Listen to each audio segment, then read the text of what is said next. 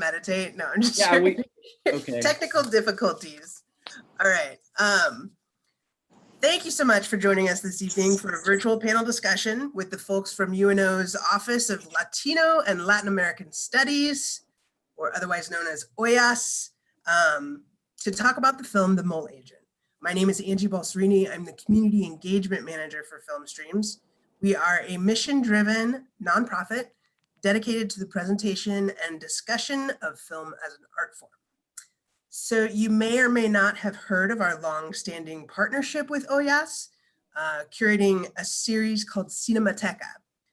First presented in 2008, it has become a biennial celebration of Latino, Latin American, and Spanish cinema, dedicated to presenting art that transcends borders. So with our two cinemas temporarily closed, we've had the opportunity to explore different and creative ways to fulfill our mission and continue offering community programs like Cinemateca.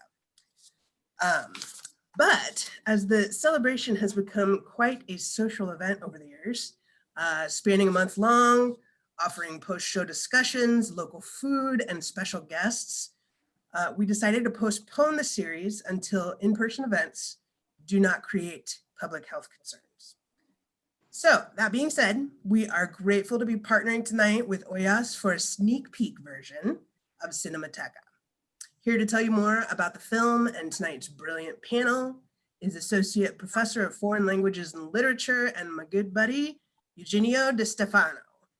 One quick thing before I totally turn it over, Eugenio, for those in the audience watching live on YouTube, please put any questions for like Q&A for the panelists in the comment section.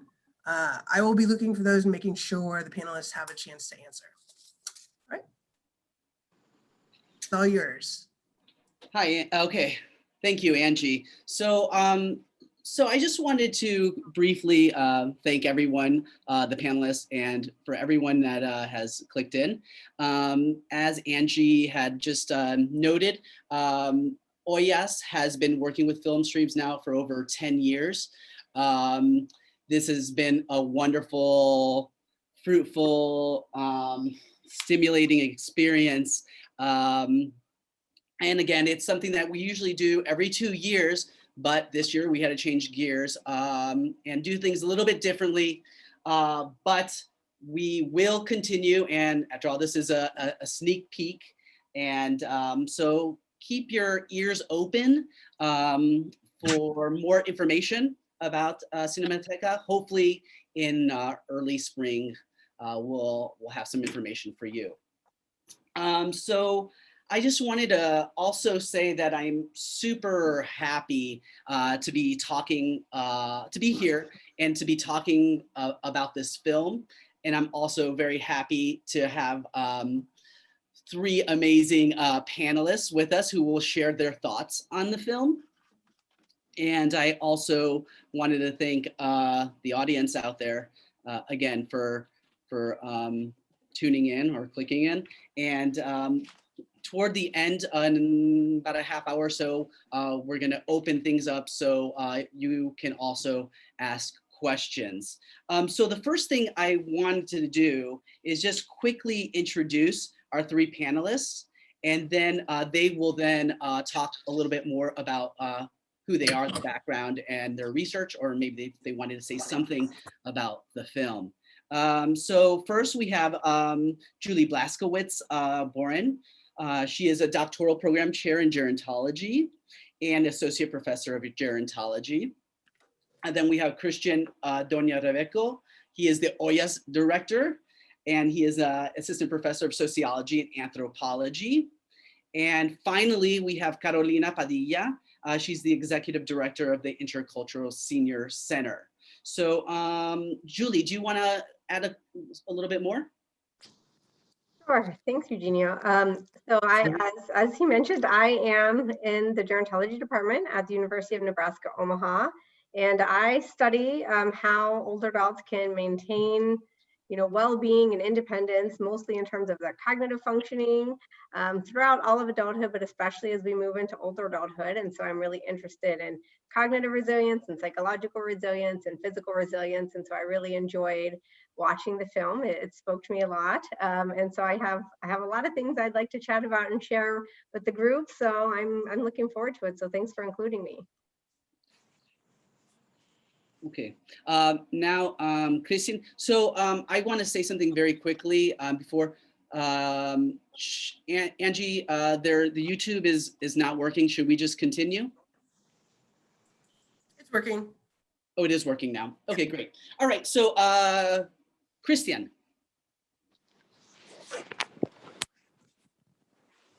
Sorry, I was checking the technology as well. So my name is Cristián Doña. As Eugenio said, I'm here because I'm the local specialist in Chile, being from Chile. I watched the movie.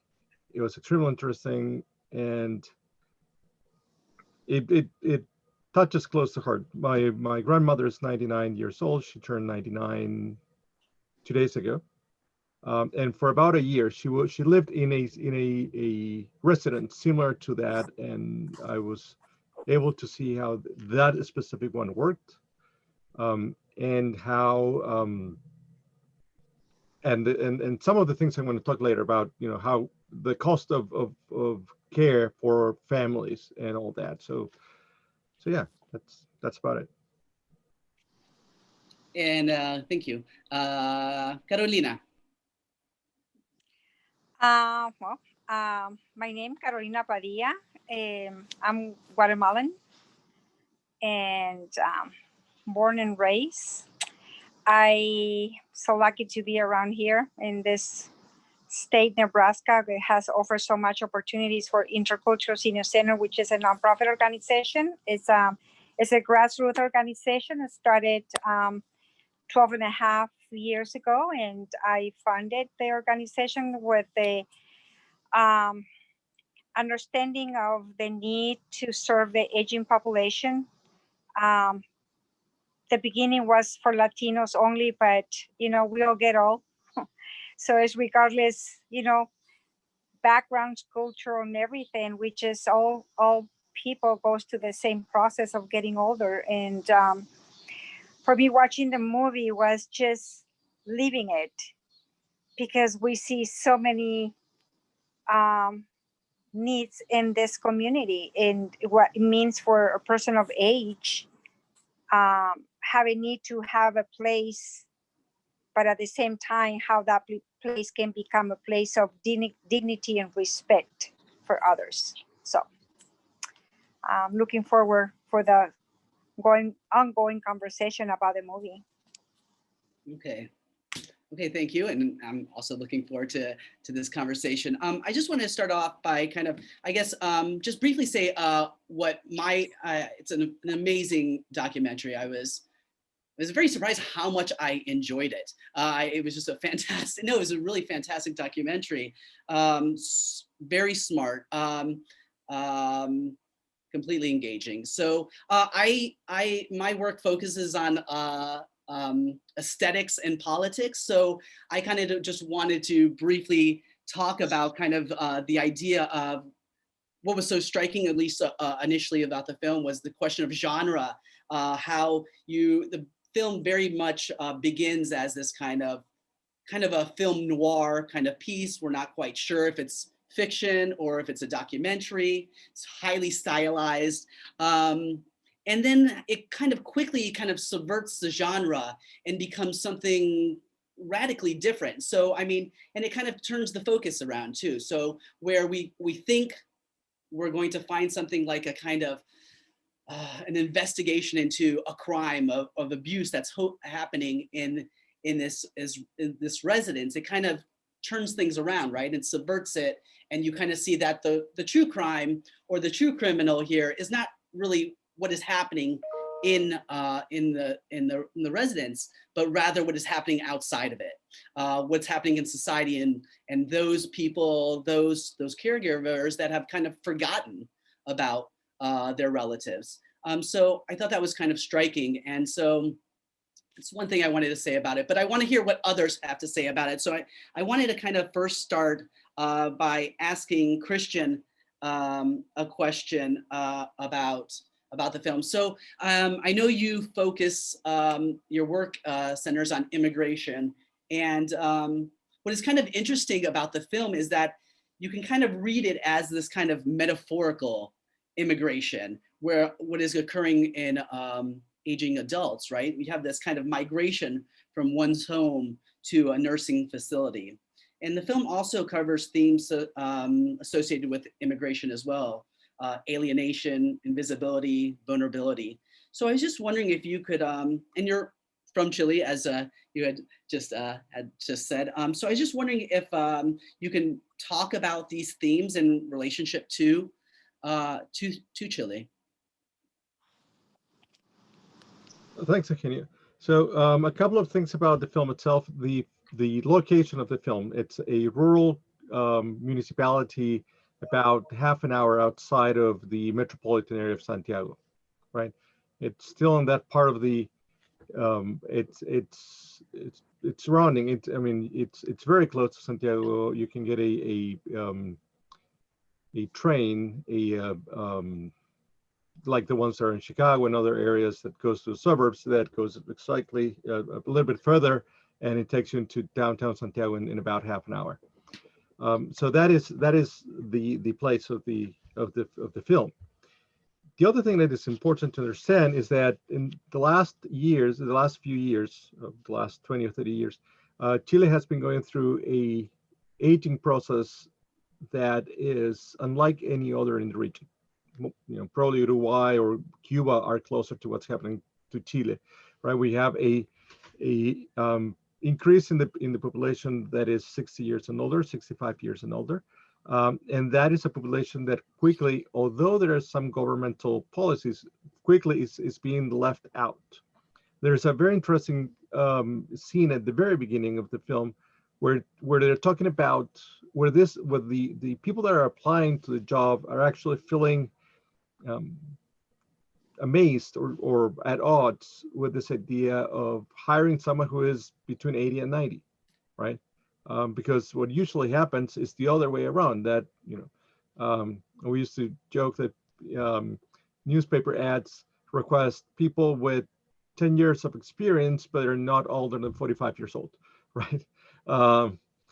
So this people is being left out of the labor market for several years. Retirement age in Chile is 65 years old for men, 60 years for women. So they are not part of society. At least that's how it's been constructed. And the movie presents a very interesting microcosmos of that relationship. So Chile is a population that is aging rapidly, but at the same time, the other thing that is important to notice is that since 1981, all Social Security has been privatized. So the state has no control, no participation at all in the Social Security system. That was one of the objectives of the military dictatorship. It was a plan that was kind of successfully exported to other countries. So these people, the people in the movie, are dependent on, whatever salary, whatever they were able to put into this private security for X amount of years. So the levels of poverty among the aging population are really high. So I mentioned earlier that my grandmother lived in one of these houses, this type of residency, for about a year. This was in 1915, 1916, when I was living in Chile. And you have to imagine that it's a nice house. People are very nice, but they give you a room, right, where you put your bed, or the person's bed, the clothes, something else. You make it your own with your own furniture. And at that time, so about 5 years ago, the cost of that room was about $1,500 a month, right?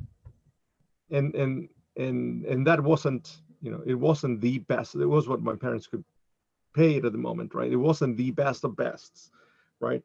There are transnational companies of care working in Chile that developed these high rises for the wealthy senior population, but there are others that are not. The church, the Catholic Church, runs several of them.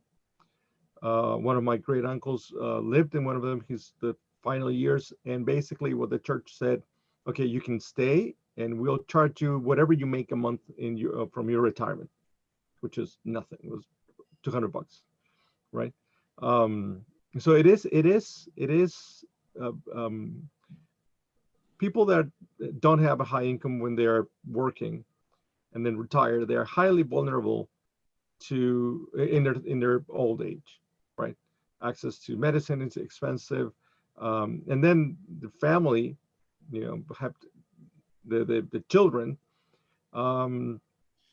Not in all cases, but we see here they just put them there and then just disappear in some way. But I'm not saying that they're bad people. What I'm saying is people in Chile work one of the longest days in South America, right? So it's a 45-hour day, but you're expected to be there after 6, right? You know, a good worker is one that actually stays longer than the time that is necessary. So there's the social pressure to stay longer. So you have, you know, people work from 8 a.m. or 9 a.m. till 6, 7 p.m. in the evening, 5 days a week, right?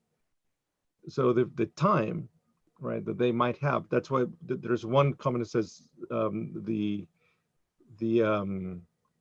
boss, the person who hires he says, you know, this lady works a lot during the week, right? So she only has a few moments in the weekend to be part of this. So that's something else. So there's a dissociation of the person with its social values in terms of that is influenced by work, by the economic meaning of work, that leaves little time for them to participate in any other activities. And that might imply, you know, visiting someone's parent living elsewhere. And the care that used to be done inside the house for the, you know, parents or from the grandparents, it's also moving outside the house. So there's not a structure in place that is moving at the same pace of these changes. So that's more or less what's happening in terms of the socioeconomic aspect or changes that influence this situation. And that leads to, as you mentioned, there's a transit, you know, from being a worker to being a non-worker senior, right? That for some, it's even considered a social death. Years ago, many years ago, we did a small research when I was in college. Actually, we did a research with a few classmates on, you know, how about the definition of social death. And for men, mostly for men, it was retirement, right? So once they stop working, they're useless. So it's this transit from being a productive member to being no one, right? Someone who needs to be put away in other places, right? So all of this it's well represented in the film by this transit of the person that is actually going in, right? And others that, you know, the other thing is that he's the only one that we see coming in. We don't see any other new residents, right? So we don't know what happened with others. We don't know whether there's other people going through the same process. But he is a transient. He's a temporary member. He knows he's temporary, so he can, you know, he can be a good friend because he knows he's not going to stay there. He's not going to suffer all that. So that is also interesting. So I've taken a lot of time, and I don't want to steal time from Julie or from Carolina. So I'll leave it at there, and probably we can come back later for questions. Okay. Yeah. I think that's, I mean, what you just said, I mean, it's very interesting because we tend to look at films through this kind of prism of like black and white, right? I mean, it's just like there's good people and there's bad people, And what you provided there is something that kind of reveals that it's not, it sheds light on, especially the kind of what you had said about the caregivers as well. You know, when you're watching the film, you're thinking, wow, these, as I had said, the criminals are, you know, that these are the bad people, the ones that are forgotten about their parents. But here you see that, I mean, it's a bit more complicated than that. So I wanted to ask Julie a little bit more about that as well. So I was going to ask about, you know, a little bit about how we see that Sergio and the filmmakers had so much access to the adults in the nursing facility. And we see how aging affects the body, but not always in the same way. And we also see how not all families and caregivers are the same. Some, like Sergio's family, are very involved, and others, like Rubira's, seem to have disappeared. So I was wondering if you could talk about the role of caregivers in the film, a little bit more about it. And at the same time, I'm really kind of interested in the idea of like individual agency, right? How well does the film balance these two somewhat competing ideas between autonomy and dependency in aging adults? I think those are really great questions, and those are a lot of the things that I picked up on. So I think I'll talk first about the autonomy versus dependency, because then it kind of blends into the caregiving part of the question. So, you know, even there's research that, you know, dates back to the 1970s that demonstrates that when people move to, you know, an assisted living or, you know, a skilled nursing type facility like what we saw, they need to maintain as much control over their own decision making as possible. And so one thing I thought was really positive in the film in terms of the portrayal was, you know, it was obvious that the staff there they would provide them with assistance, but they wouldn't overdo it. So, you know, it's like they only when it was needed. And so that, you know, I thought that was, you know, great and perfect in terms of like helping the aging individuals maintain their own autonomy as much as possible. Because, you know, when you make a transition like that to a facility, you're giving up a lot of control. And so maintaining control in certain domains is really, really important. And so, you know, I thought that was a positive portrayal. And, you know, especially as, you know, we could see people were at all different levels of functioning. Like you said, there was differences in terms of physical capacities and cognitive capacities. And so, you know, meeting people where they are and providing some assistance, but not too much, is really important. So for the person's own psychological well-being in terms of feeling like they're still in control of themselves in some way.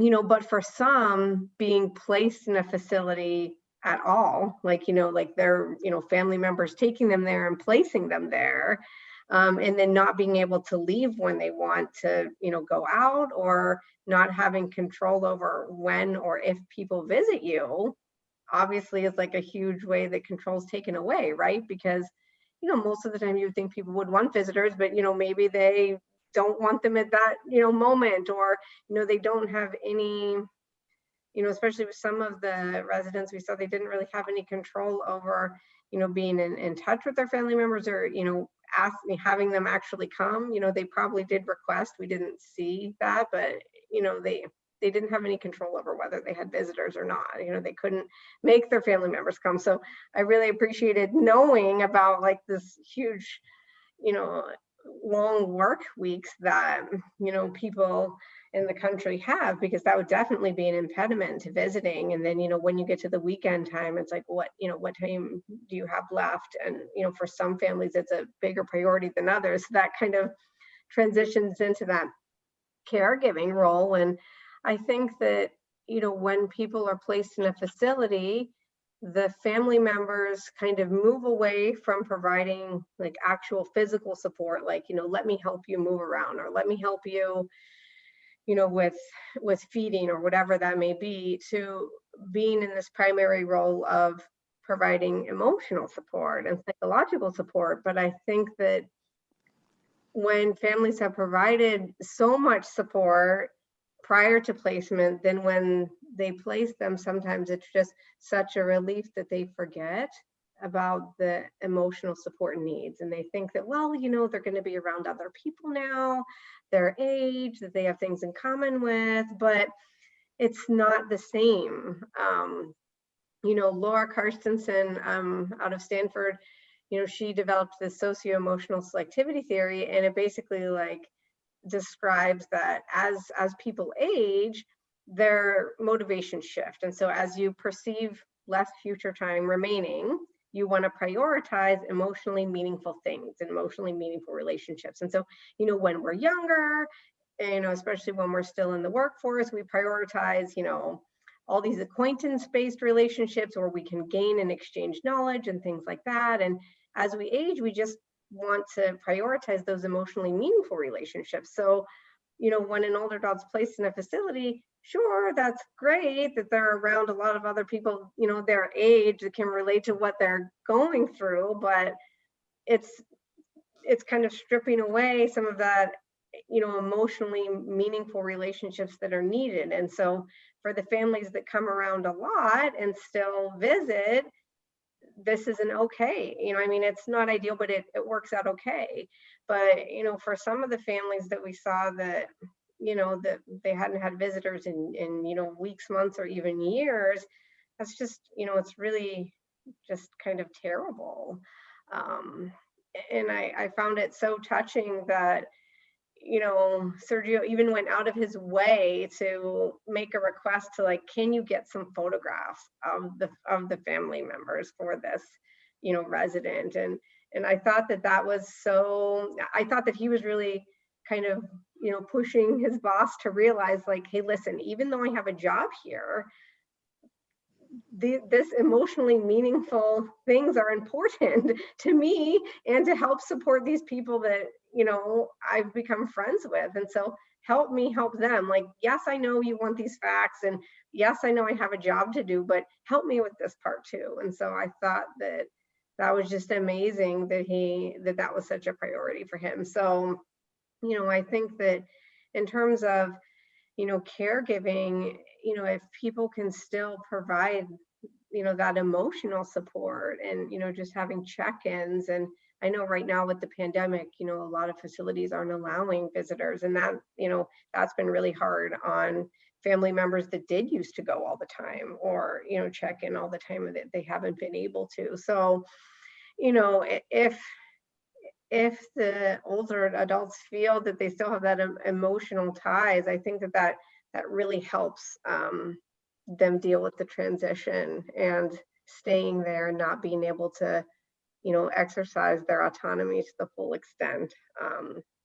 And one of the residents, I forget her name, it was the one who was kind of in love with Sergio and wanted to marry him.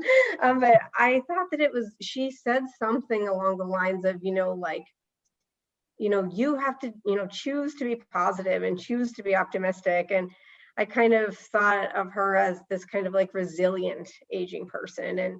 And I think that those are just kind of individual differences between people. And, you know, you could view somebody as having been resilient their whole life, but then when they're put in this different circumstance, it's hard for them to be resilient. And so, you know, some people will say, hey, you know, this is the way that I, you know, came out, and I'm going to make the best of it. And there's other people that have a harder time dealing with that sort of transition. And so I think that, you know, trying to be sensitive to that too is really important in terms of, you know, trying to exercise that autonomy, because if they feel like this decision was forced on me, I'm stuck here, you know, finding other ways to help them feel like they have control over something is really important to boost their, you know, psychological well-being. So yeah, I thought those are the things that kind of touched, you know, I thought really made a lot of sense in terms of those 2 points you made. And this is completely tangential, but I wanted to mention it because it's related to my research. I also do research on, you know, like technology and aging. And I thought it was like so awesome, because it's like, you know what, everybody thinks the older adults, you know, like can't do technology or don't want to do technology. And at the beginning when they were interviewing people, you know, one of the older adults said like, I don't see the use for it. And I'm like, that's totally fine. He's not saying I don't want to do it because I can't do it. He's saying I don't have an interest. I don't, see the usefulness for me. But I love that, Sergio, he figured it out and he could do it and he did a great job. And so it's just, because so many people, have this idea that, older adults can't or won't. And, even research that I did as a postdoc when we did like, attitudes towards technology, it's if older adults can see a benefit, and especially if it makes their life more convenient in some way, they're going to use it. They'll figure it out. But it has to have, have a purpose to them. And so, Exactly. that's just kind of tangential, but, again, being able to use something like that boosts their sense of autonomy as well. Like, hey, I have control over this. This is something I can do. I can learn how to use this. So, yeah. Okay, thank you. Yeah, and I mean, I think the question of technology is also quite striking. It's one of the first elements of the film that were kind of one of the first themes that we kind of see in the film is that, you have the question of autonomy and they do or they don't want to, but then you have this other thing, which is essentially if you don't know the technology, then you're excluded from the workforce. And this is kind of going back to what Cristián has said as well. So it's an interesting kind of tension that develops in the film. And so I kind of wanted to kind of talk about that a little bit more and talk to Carolina about this because on the one hand, like the film is a Chilean film. We see that there are concerns that people are living in Chile. Their actions are kind of revolve on their family members. At the same time, we see kind of this idea or this film kind of transcending the nation, right? And then transcending the region and becoming something that is very kind of close to home. I mean, after watching the film, the first thing I wanted to do was call my mom and see how she was doing, and so, but in another way, it makes you recognize also this is happening locally, it's happening in Omaha. And so I wanted maybe to hear Carolina talk a little bit about, the situation in Omaha, especially now during the pandemic, where people find themselves in an even more precarious situation. And I know your organization deals is an organization also that is focusing on immigrants and refugees as well. So I was just wondering how you thought the film either helps us understand the kind of the issues that kind of come along with being an immigrant and a refugee, such as language and oftentimes the question of poverty, how it helps us navigate those issues, or how it might not really do a good job of talking about or addressing those issues. Yeah, well, let me tell you, I really enjoyed the film, and it really made me realize how, and it's, well, in a way, fits so well with ISC or what we do. Mm-hmm. I think that many times we think that other countries don't go through these issues, problems with the aging population, but I think it's around the world that everybody, as they age and family members around them, they try to figure out ways and how to resolve those kind of problems and issues when parents get to the age where placement is an option for them, when they're not independent anymore, when they have to family members have to make decisions for the parents because they feel they're not safe. And this country has so many options, opportunities, and because of the sense of the system, which in back country, well, it showed Chile, but I'm Guatemalan, and it is the same problem issues, where, and I'm assuming, and I believe it's like South America, Central America, or even Mexico, they run into the same problems and issues where parents are forced to be sent to those places because family members, one, they don't have the time. Second, they have jobs and responsibilities and don't have anyone to look for parents. But then comes the sense where the caregiver feels so comfortable in the sense where parents are in a location where they're watching for them. So they lose completely touch and contact of what is happening. And I think the film shows that, where there were ladies where there were years where nobody even cared for them. They actually, their other people around them were the ones who were making, they were family. They ended up being their family because no one else cares for them.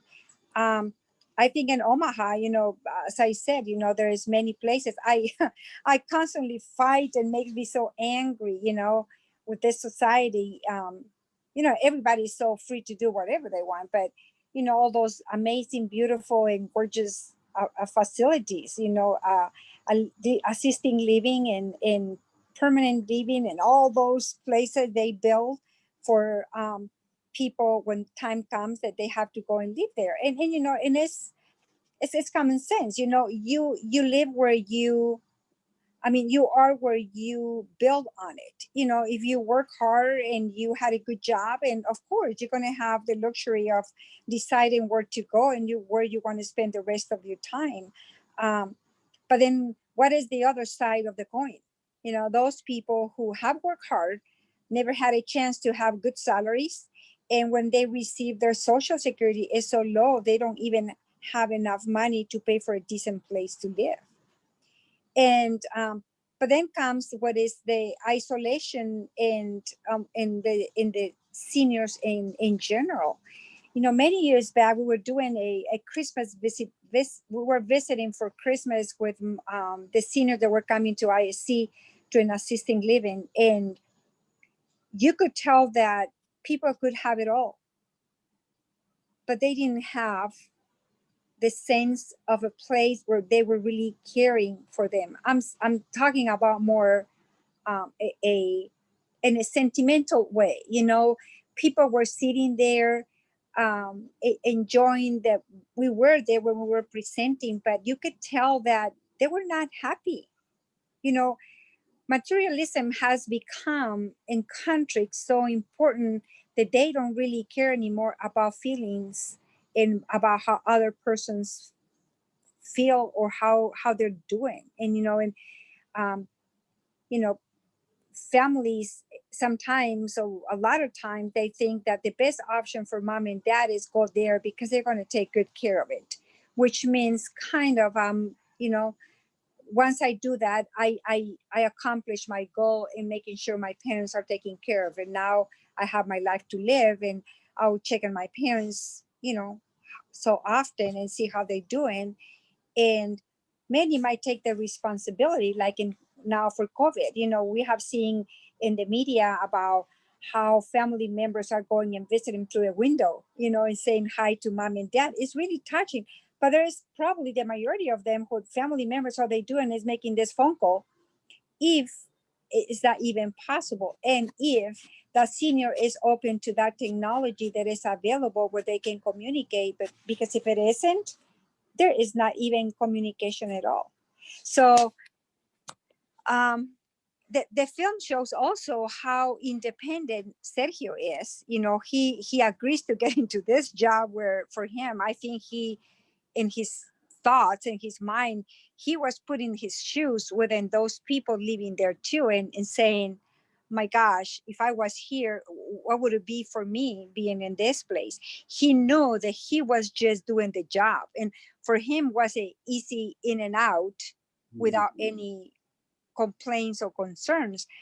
But during the investigation, I think that he ended up finding out how difficult it is for people living in, not in those bad conditions, but you know, they were independent, but in reality, they were lonely. It's as at the end of the day, what is your life about? No one wants to listen to you. No one wants to care for how do you feel, and you feel good or sad or ill, or it's just like any other place anywhere in the country. It's a business where they just can take care of you and they do the job, because that's what it is. It's a job. So for Sergio trying to investigate how was the care of that specific person. And on the other side, how guilty that daughter was feeling because she hasn't seen mom, but then she has the capacity to pay someone just to let me know how she's doing. And because the relationship probably was already gone, she didn't want it to get back and say, at least I am sorry, but I'm still around. So it breaks your heart to see that we're moving in that society where it's happening. This is not just a film that was, it is true. It's a living thing. And I just wish that in Omaha, as an organization that I represent, I wish there were more housing for seniors, truly housing for seniors that have no capacity to pay. We have seen an increase with COVID now at the organization of homeless seniors. They don't have a place to go. I mean, literally, there is no place to go. They don't have income, or whatever they have is nothing. And they have to be, they're even pushing them out from, where locations or places where homeless go, because it's a different kind of care. It's not like a homeless regular person that I might be there by choice or not, but I still can do something for my life. But for seniors of age with critical health conditions or mental health problems, it's a big problem that we have in this society, and no one wants to open eyes to see the reality that we live in every day. What I think what it makes me more concerned, and it just breaks my heart, is that no one really is caring for that aging population, regardless of your financial condition. Because even though if you have the money to pay for, you might be the most lonely person living in this beautiful place. And then on the other hand, you have that person who is homeless and is the same situation. No one caring for them. So it's an eye-opening, but it tells us that it's not just in one country, it's everywhere around the world. People once tend to get to a certain age and they lose their jobs and they lose connections and they lose the social life they had before. It's just the person goes down completely, and there is no resources, there is no places where to go, where to visit, where to get the help. And when they look for that help, many times it's really late. So we are all here, I think, going through the same problems. And everywhere we go, I think will be the same thing. It's just how we're going to improve that. I know we cannot change things. It is what it is. We all get old, we all get ill, we all gonna die. But how can we bring the late years and something enjoyable and bringing that respect and care from others, even if it is not for family members, some others that might care for an adult, for a person of age. I think, I mean, this might be a little naive, but I hope that things like this, these conversations that we're having, even if it is virtual, that could kind of, start to kind of get that message out there, or at least one way in which that happens. Because that, that message has to get out there, because there are people that are suffering and they need help. And so I really do think, it's about kind of starting that conversation. And I also, yeah, and I would like to also say there are people that want to talk right now and they want to have a conversation with the panelists. So maybe you can open it up and see what they have, what questions they have.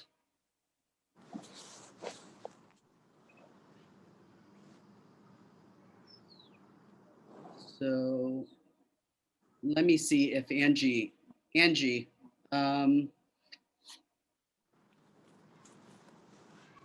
are you there? No. Okay. I'm here. There's no sure. questions yet, just more comments. comments. So if Okay. If there is anybody wants anybody to that put- does have a question, then, you know, if just ask it. And if not, we can continue having the conversation. So I guess I think, hello, how are you?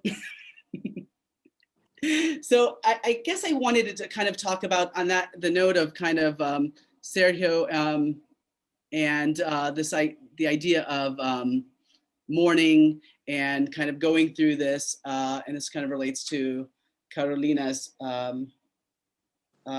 point. I was just wondering if you guys could maybe talk a little bit more about the question of this kind of in the film of these people kind of just separate and just desperately looking for communication with other people, and this kind of also at the same time this, and one thing kind of the value that of autonomy that we see, but it has this kind of different aspect where we push the idea of autonomy in a certain sense because we don't want the responsibility of actually taking care of others.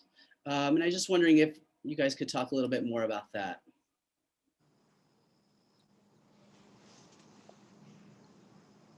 Well, I'm going to speak for because of the experience that we have. You know, it's the Intercultural Senior Center is a place where people who are independent can come to the center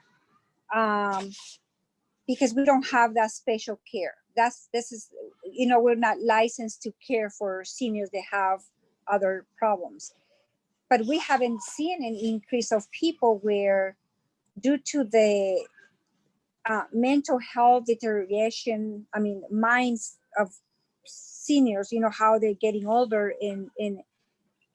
I mean, family members find organization the best place for them, yes, but because there is no options in the community that they don't come truly and honestly and say, this is how my mom and dad are doing. This is the kind of help that I need, in a way that if I don't bring my mom here, I don't have a place to go. And I think this is more affecting to the Latino community and the refugee community because it's the lack of language, is the lack of understanding about culture and traditions and even food, you know. So people, you know, family members, I guess they feel like there's so much they can do, and then they're just trying to put it in others, which for us is a huge responsibility. But it's what is making the organization see what is the next step for the organization, because we have seen a in large numbers people that need more help that we cannot provide. So we have a couple questions here, so I wanted to kind of maybe this adds to it.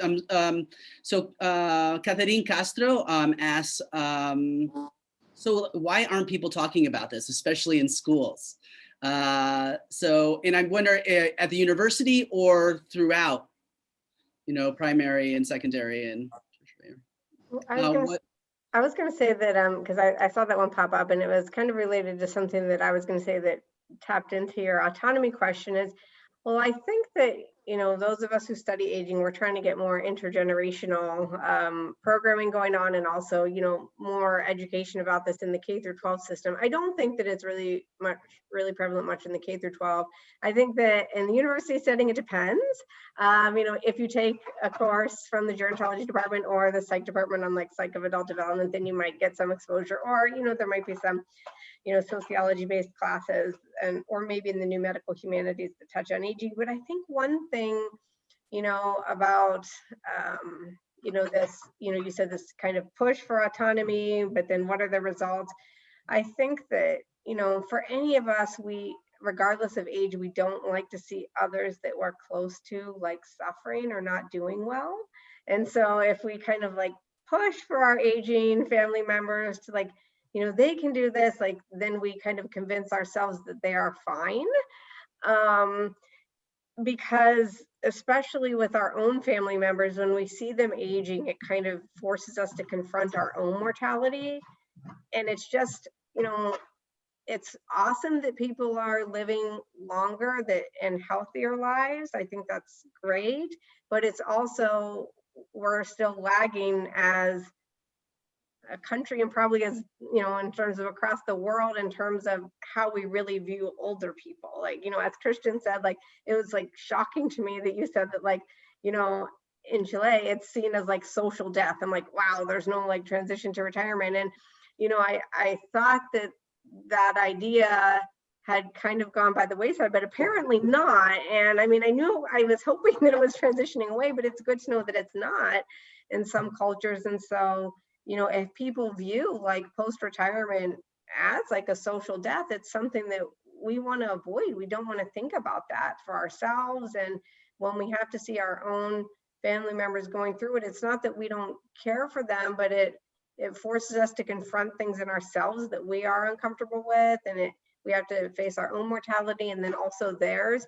And nobody wants to lose somebody that they love, and so it just makes it really hard. And so, you know, starting to have these conversations earlier, and, you know, appreciating the value of people at all ages and what they contribute to society, because, you know, it's tremendous what older adults can still contribute to society, I think is really important. So.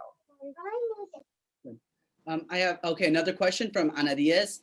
Are the gender demographics we see in the nursing home in the film representative of a typical nursing home? In the case of Chile, well, in general, women live longer than men. So it's probably, I don't know if it's, I don't recall the exact number, but 40-4, 40-3 is a ratio in that home.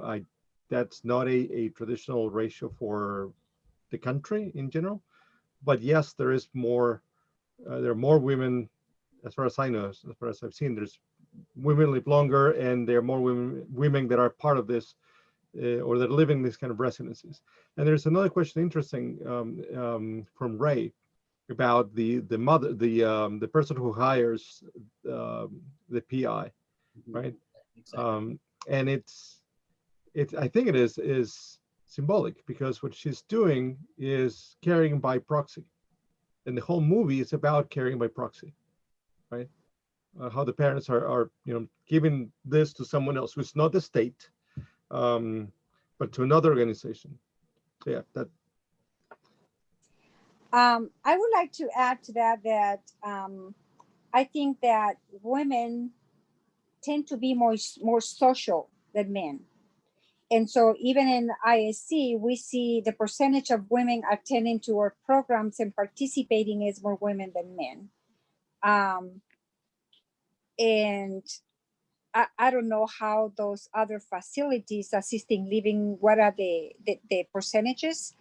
But I think that women tend to be more healthier, but it's because they like to be more engaged in different activities that are offered. You know, we do a lot of intergenerational programming in ISC, and it's hard to make those male come to do something. You see always more the female wanted to be part of whatever is offered, or even the interaction with the youth comes more from the females than the males. So yeah, I think that it's good, but it's on the male side. I think it might bring more mental health problems, of meaning an isolation and depression in that area. Okay. We have a question from Ben, and I'm not sure if they have access to this, so I'm going to ask it, Julie, and then you can respond again, just in case. Julie mentioned facing our own mortality, stopping the conversation over taking care of those who are dying.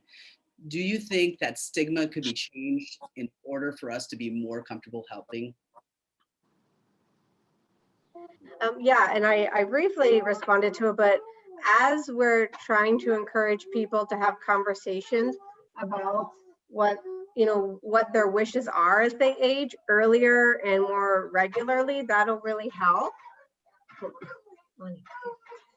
But I'm gonna have to pause for a second. Oh, it's okay. Okay. So we can just ask another question. Here's an important question from Yudi. How can we support our Latino and refugees elderly here in Omaha? Is there more? Is there a more urgent need? Wow. You know, there is, I think that the struggles, the bigger struggles right now is that isolation they're living in. A lot of seniors, because language is the biggest struggle. The communication is what blocks people to be united in a way. Technology is something that is not in their hands. They don't know how to utilize it. And, you know, few days, some time ago, we made this, we send activities to seniors on a monthly basis. And we got a few letters back from our seniors saying, please take me back. I feel too lonely. Or, you know, there was one who said, my window is becoming black. So you can tell that is the need is to be there, to reach out, to bring some happiness. But with the limitations we have right now, it's hard. The way we're reaching out is just by bringing, you know, monthly activities, hygiene packages, we do phone calls every week. We are distributing around 400 meals with volunteers. We have volunteers to help us to take meals to the doorsteps of seniors. We do pantry deliveries, you know, to the doorsteps too, and we're doing in amazing numbers, over 1,000 numbers of delivering. And maybe it's not just about the Latinos and the refugees. I think it's about all seniors. They're lonely. I don't know. It's just, it's sad that this is going to continue and life is not going to change for them. And because there is no relationship other than the ones they live in, if they live with someone, it's completely devastating. I just don't know. I wish I could have the answer how we can make a difference. Well, you know, until they don't get out of their homes and come and see others, it's not going to change much. It's a society that is full of energy and hugging and caring, and now that is not happening. I don't know if you notice, for all of you, but instead of approaching now, you're pushing people away. You know, it's just that it doesn't matter if it is an older adult or just a regular person. We just becoming more, I guess, Distant.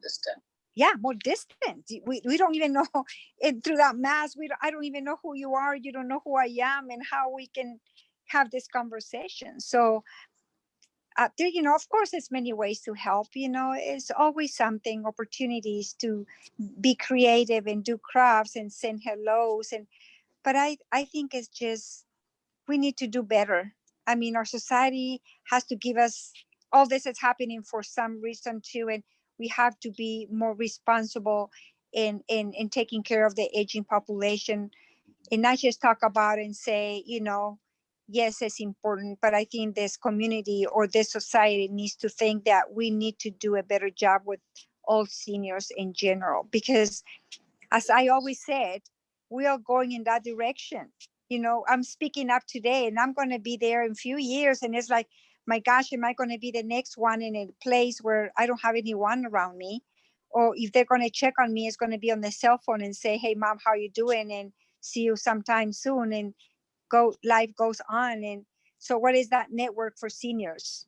Even as Latinos, if it is refugee, if it is English speakers, where are we building that network where people can feel kind of support? Thank you, Carolina. Okay, it's 7 o'clock. Are there any other comments quick comments that the panelists want to make? So we've been working for a couple of years on a research with ISC at OLLAS, and we review the policies for aging in the US in general, but most specifically in Nebraska. And one of the interesting things, and this is going back to Judy's comment or question, is that the policy, the laws that today exist in Nebraska for seniors are define all seniors as equal, right? So there's and doesn't bring the fact that there are different cultures that seniors have, right? So there is nothing about Native American seniors. There's nothing about refugee seniors. There's nothing about Latino seniors. There's nothing about African American seniors.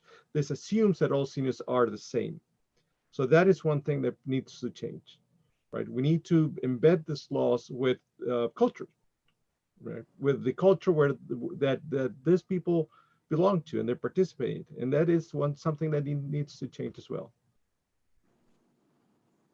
Okay, and Julie?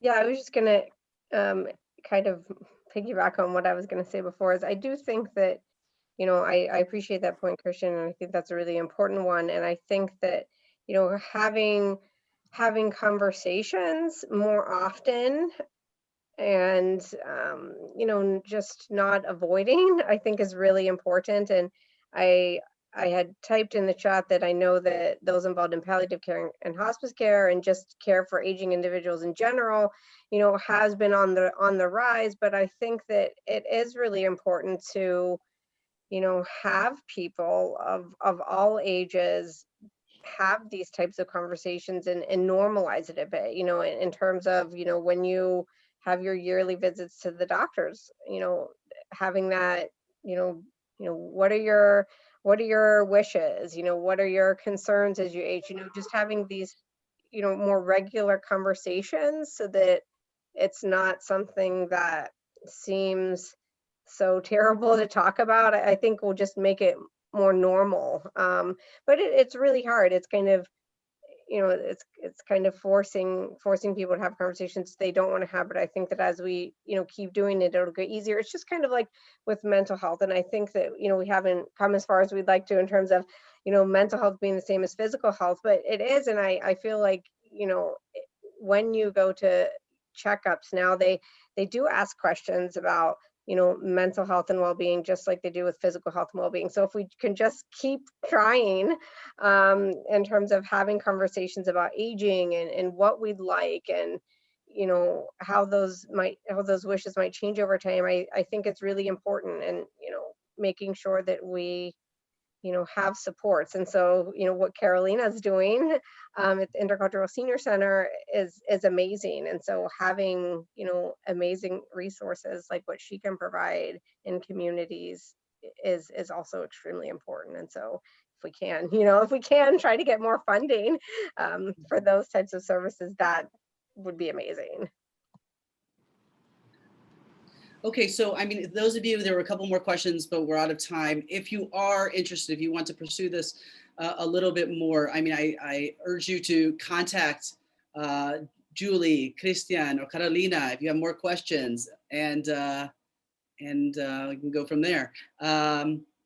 So I think that's it. Angie, thank you very much, and thank you to all the questions in the audience. Yes, we're all good. Thanks, guys. My dog's barking now. This is great. Sorry.